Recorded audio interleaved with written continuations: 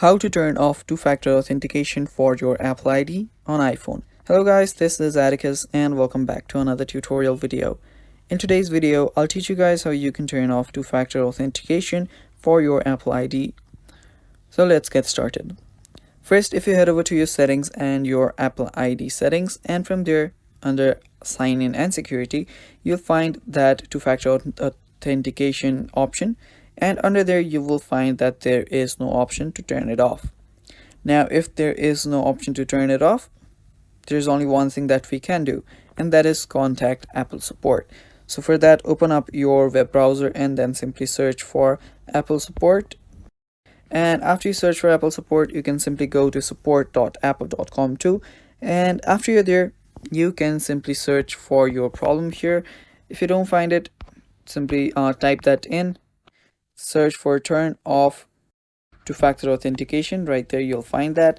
Now you will find a lot of fixes here, and you can go through any one of these fixes, and if none of this work, what you can do is you can simply go to support.apple.com, not that, appleid.apple.com. Go to account.apple.com. It's the same website. You can choose whichever domain name that you want. After that, you can sign in. Now after you do so, you can scroll down.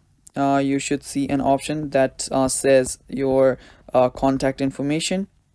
Now let me go back to support.apple.com here. So after you're here, you will see iPhone.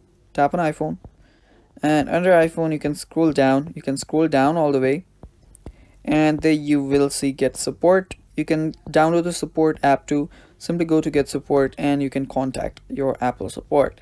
Simply log into your account too. So choose a topic here. You can tap on more and find a topic.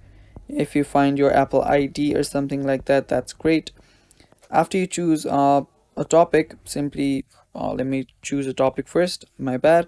Now here just go to Apple Store or settings or whichever you want, tap on continue, and here choose your topic. You can tap on show more, and there you should get an option that says contact support. After you do so, you can simply contact your Apple support and they will fix the problem for you.